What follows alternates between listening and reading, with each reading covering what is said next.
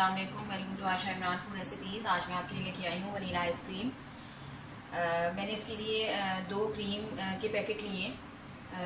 200 millilitre की आप लगा लें, एक पैकेट है और ये बिल्कुल चिल होना चाहिए, बहुत ठंडा होना चाहिए। अगर ये बहुत ज़्यादा ठंडा नहीं है तो आप इसके नीचे बर्फ़ के क्यूब्स रख सकते हैं और फिर उसके ऊपर वो बर्तन रख सकते हैं जिसमें आप इसको बीट करेंगे। लेकिन मैंने ये काफ़ी चिल कर ली हुई है, बहुत ज़्यादा ठंडी हुई हुई है। अगर मैं मेजरमेंट के हिसाब से जाऊँ तो ये तकरीबन 2 कप्स के बराबर बनेगी। तो यानी कि और ये मेरा होममेड कंडेंस्ड मिल्क है, ये तकरीबन 1 कप बनेगा। तो इस और 1 टेबलस्पून जो है वनीला एसेंस डालूंगी मैं। सबसे पहले मैं क्रीम, बहुत ज़्यादा चिल क्रीम जो हमारी है उसको मैं बीट करूँगी। तकरीबन 10 मिनट मुसलसल बीट करूँगी इसको, क्योंकि मुझे इस क्रीम को विप करना है। तो विप क्रीम बनाना है, तो शुरू करते हैं बिस्मिल्लाहिर्रहमानिर्रहीम से। मैं आपको इसकी पूरी मेजरमेंट दिखाना चाह रही हूँ। ये एक पैकेट के साथ 1 कप मेरा बना है। पहले मैं ये डालूंगी इसमें, क्योंकि ये बहुत ज़्यादा ठंडा हुआ है, इस वजह से उतरते हुए मसला हो रहा है। इसी तरह ये दूसरा पैकेट भी मैंने खोल लिया, इसको भी आप डाल दें।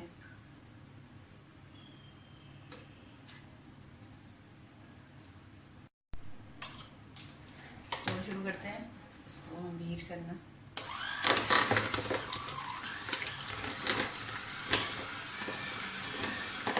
इसको पहले हल्की स्पीड पे करें, उसके बाद उसको आप मीडियम कर दें। फिर हमें इसको मुस्तकिल करना है।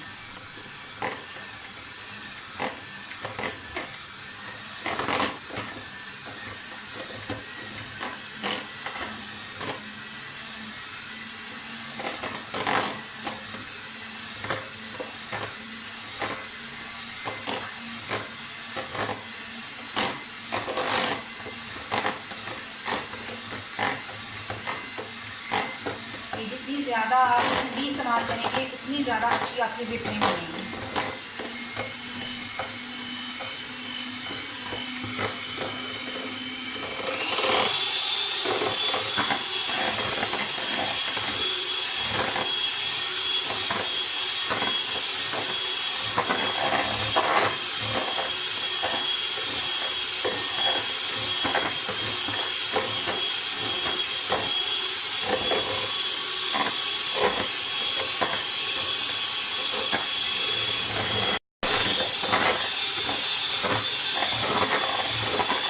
करते हुए तकरीबन 5 मिनट हो गए हैं।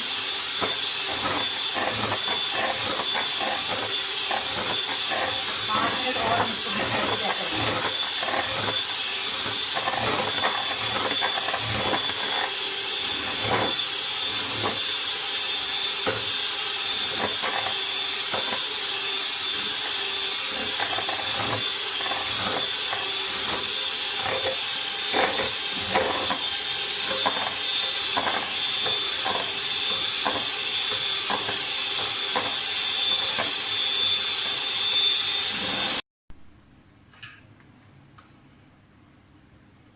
जब हम इसको उठाएं तो ये गिरनी नहीं चाहिए, लेकिन अभी ये गिर रही है, अभी इसमें और होगा।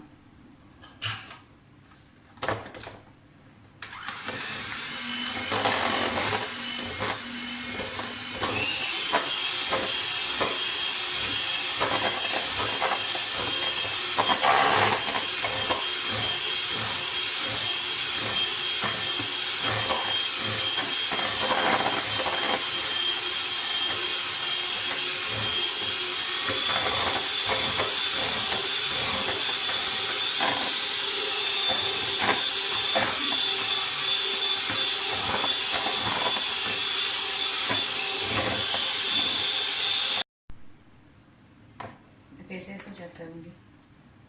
अभी भी ये थोड़ी सी गिर रही है, गिरनी नहीं चाहिए। तब ऐसे अगर आप देखेंगे तो ये गिरनी नहीं चाहिए, थोड़ा सा और होगा। ये सिर्फ 2 मिनट और करना पड़ेगा इसको, ये तैयार हो जाएगी।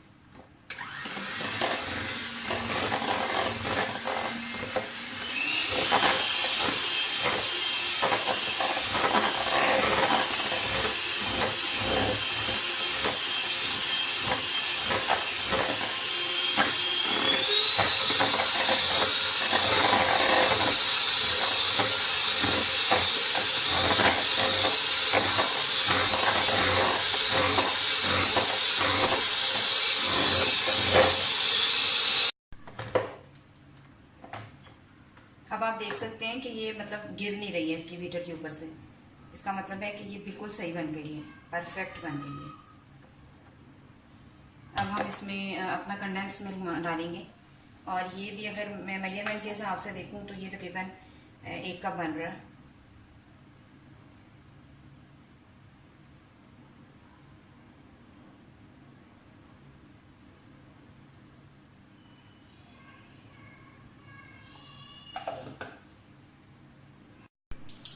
वन टेबल स्पून नाप कर मैं इसमें वनीला एसेंस डालूंगी।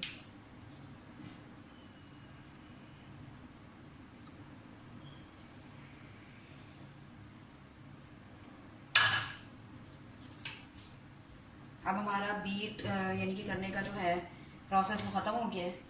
अब आप बहुत हल्के हाथों से इस सब चीज़ों को आपस में मिला दें, बिल्कुल हल्के हाथों से, क्योंकि कंडेंस मिल्क जो है वो नीचे बैठ जाता है।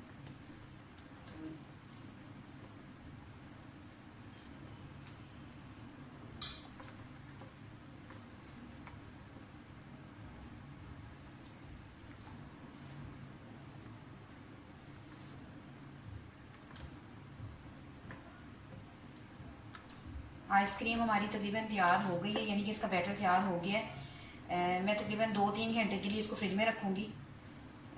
जब ये आधे जम जाएगी और आधी रह जाएगी तो उसके बाद दोबारा निकालूंगी। दोबारा निकाल कर मैं फिर से इसको मिक्स करूँगी और फिर कंटेनर में 8-10 घंटे के लिए रख दूँगी, तो हमारी जो वनीला आइसक्रीम है वो तैयार हो जाएगी। तो ये जैसे ही कंप्लीट होती है मैं आपको दिखाती हूँ।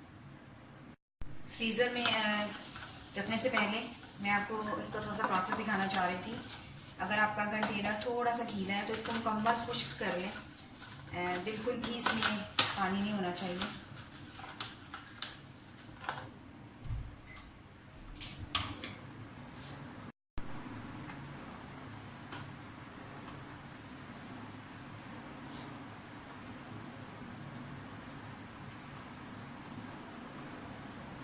सारी आइसक्रीम डाल दें जिस कंटेनर में आपने रखनी है।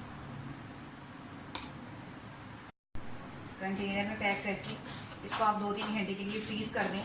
जब ये आधी जमे और आधी रह जाए तो उसको दोबारा से हम हिलाएंगे, हिला के तो फिर हम इसको दोबारा से 8-10 घंटे के लिए रख देंगे। हमारी आइसक्रीम को तकरीबन 3 घंटे हो गए थे।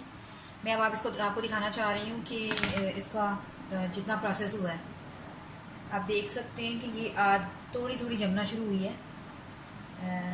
अब इस और आधी जमी हुई और आधी नहीं जमी हुई। अब हम इसको जो है दोबारा से सारा छेड़ेंगे, यानी कि आगे पीछे करेंगे।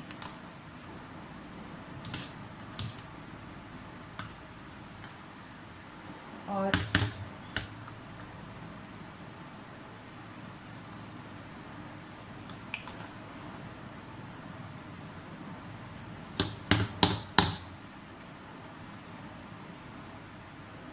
अब मैं इसके ऊपर एक बटर पेपर सा बिछा दूँगी और फिर इसको यानी कि बंद करके कंटेनर को तो उसको फ्रीज़ कर दूँगी। मैंने इसके ऊपर जो है आप देख सकते हैं कि मैंने बटर पेपर बिछा दिया।